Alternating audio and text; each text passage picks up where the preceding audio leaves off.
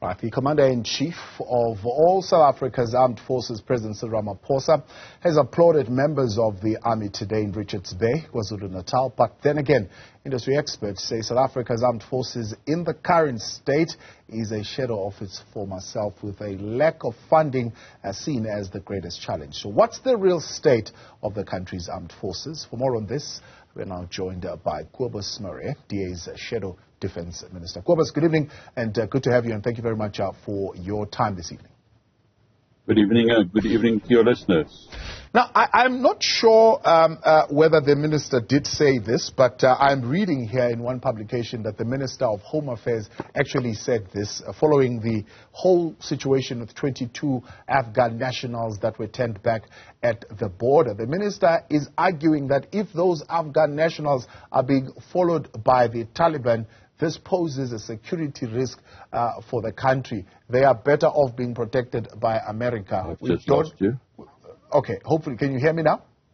I can hear you now. All right, I'm saying the minister saying we don't have the forces to be able to protect them should the Taliban decide to follow them in the country. I mean, I'm reading these are the comments attributed to the minister. If they are true, would you say it's an accurate assessment of our situation? Well, it most certainly contains elements of accuracy and the challenges that we have experienced. Remember, we have experienced over a number of years a dilapidation of the Defence Force, its capabilities, equipment, its readiness to basically protect and defend South Africa. So yes, we have got major challenges. We have got, personnel. We've got about 70,000 in total.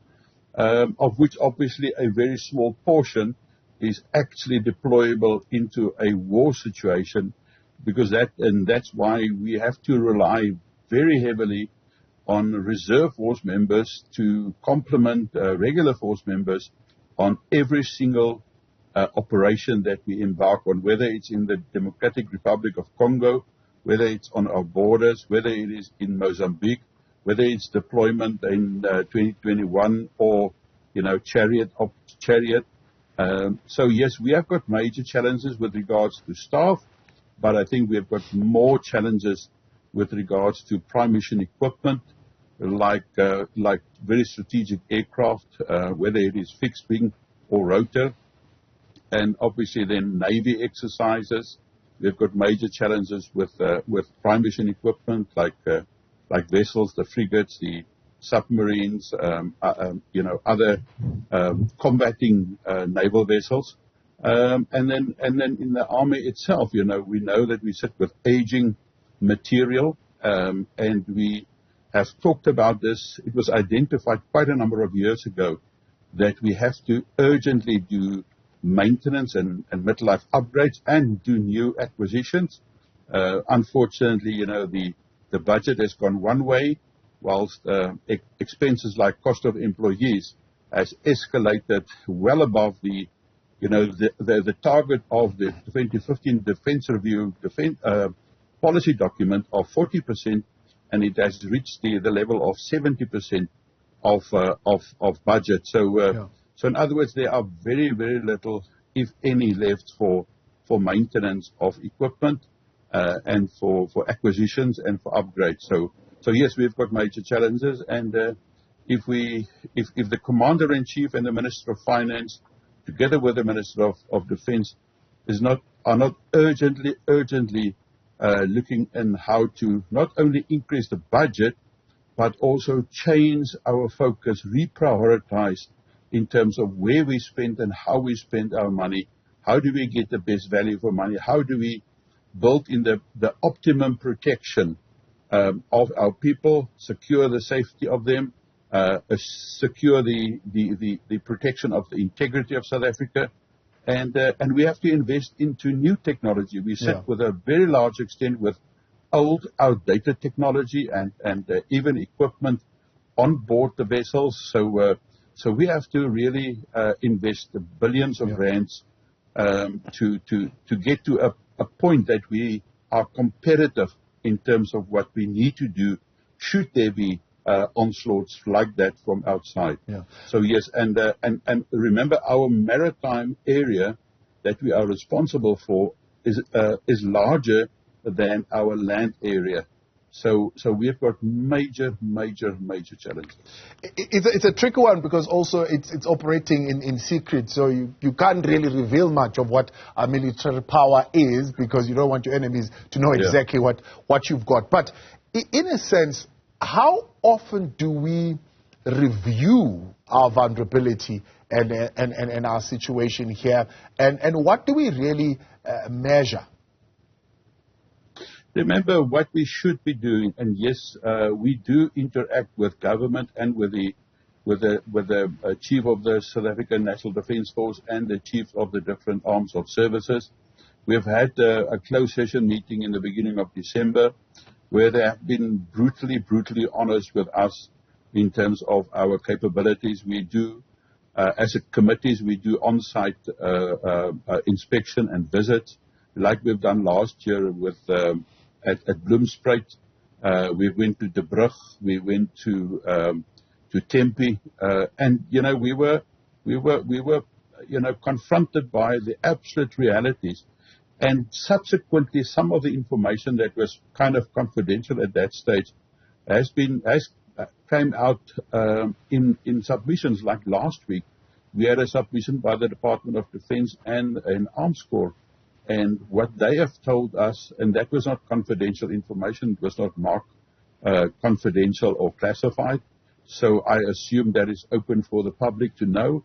And if you look at that, then you see that our strategic rotor aircraft, like the Oryx and the Rafale, are the majority of them are in long-term maintenance, either stuck at the Nel Aviation or at Bloemspruit, where they are undergoing long-term maintenance contracts. And because budget is so restricted, it means that flying hours are being restricted as well. It means that pilots struggle to really qualify and keep up their accreditation.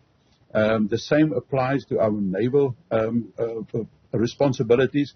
They have reported that where initially we had budgeted for 12,000 sea hours, that was reduced to 8,000 last year.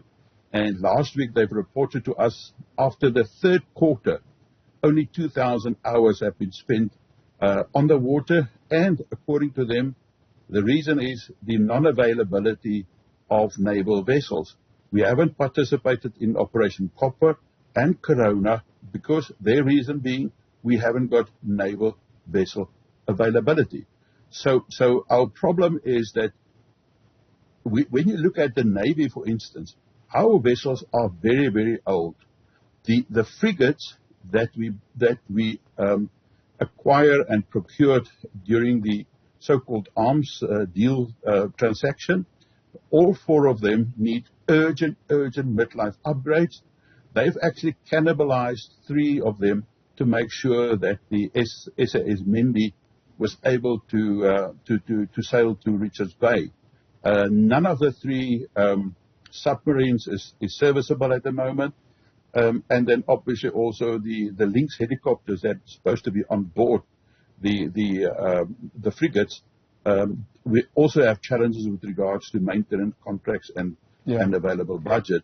So, and then obviously we sit with, we need outshore patrol vessels. They are using the old strike crafts that is actually supposed to be out of service already.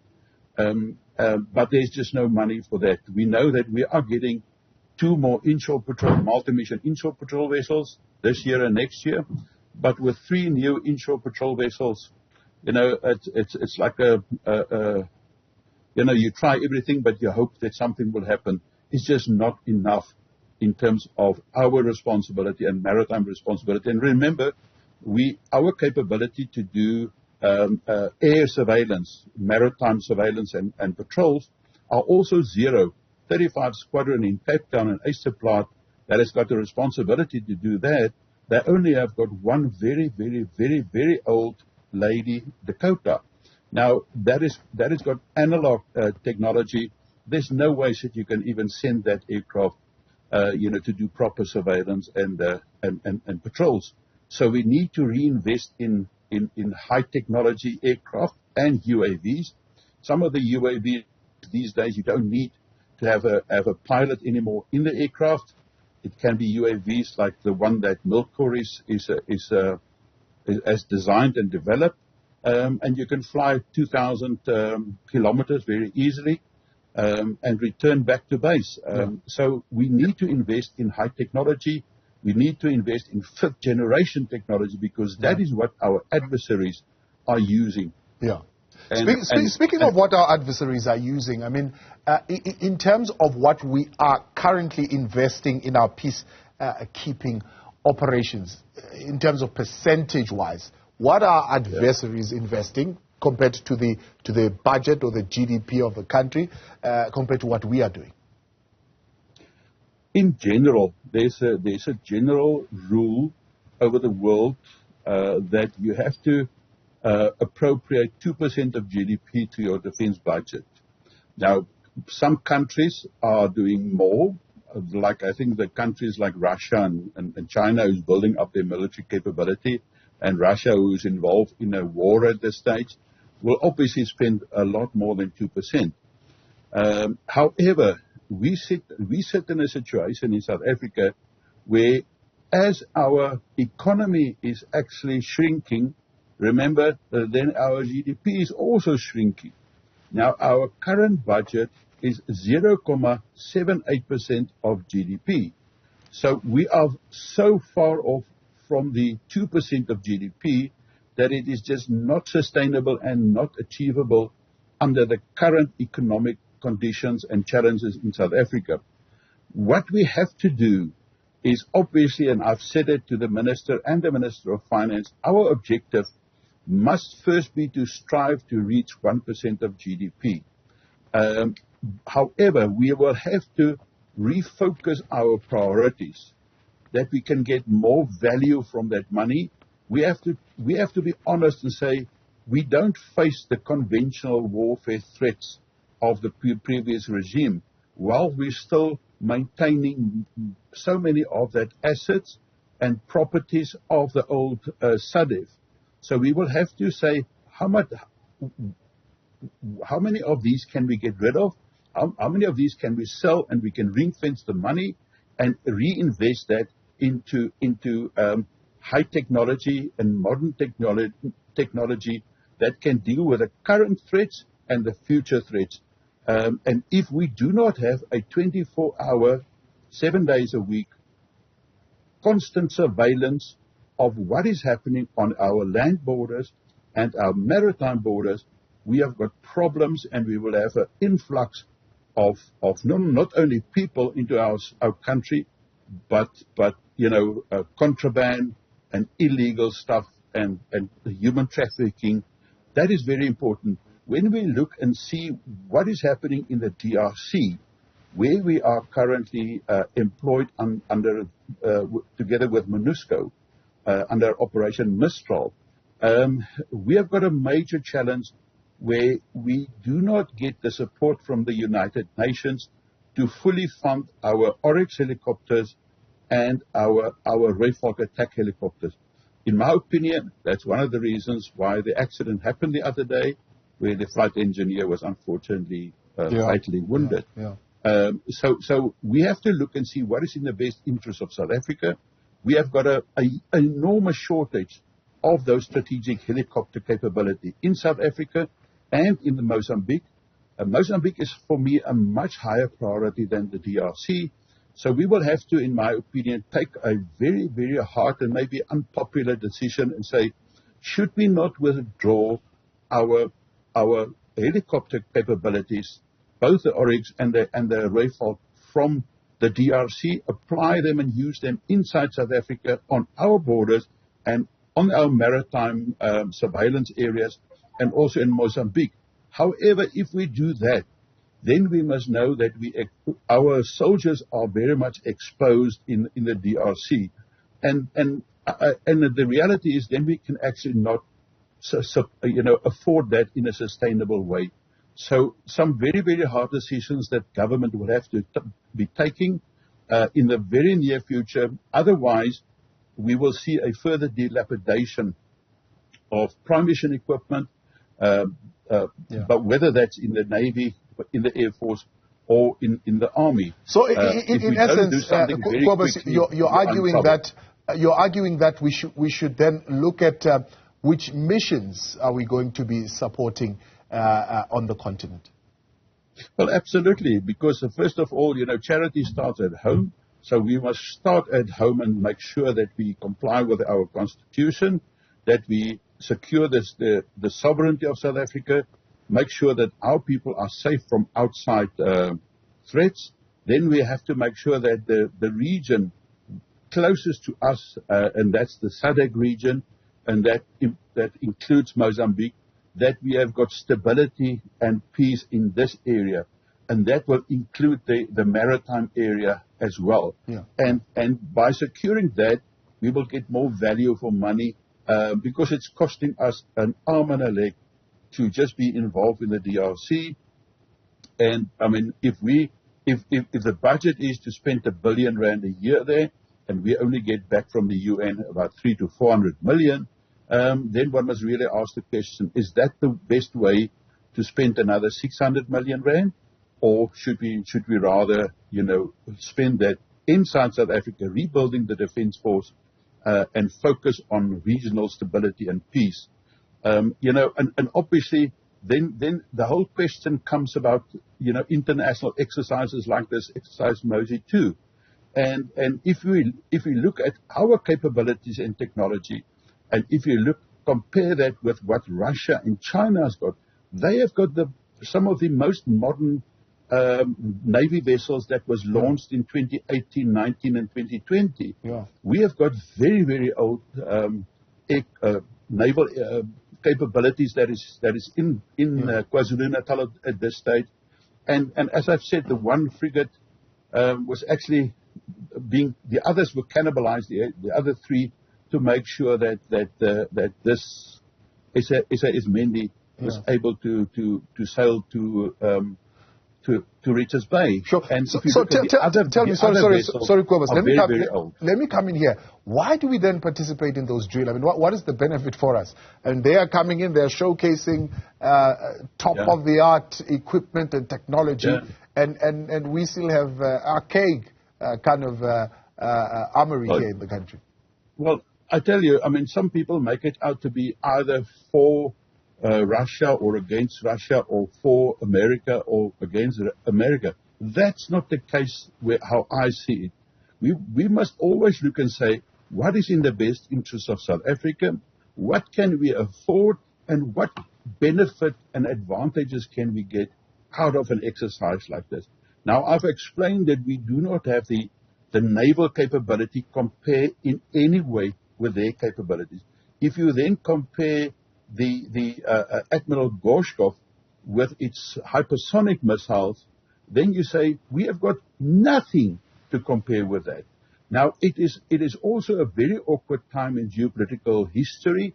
Russia is at war with Ukraine, and the best thing, in my opinion, is we should have delayed this or postponed an exercise like this until we are in a position that at least 3 of the 4 frigates and hopefully 2 of the submarines are fully serviceable, and they have actually practiced beforehand, our sea cadets and our naval soldiers.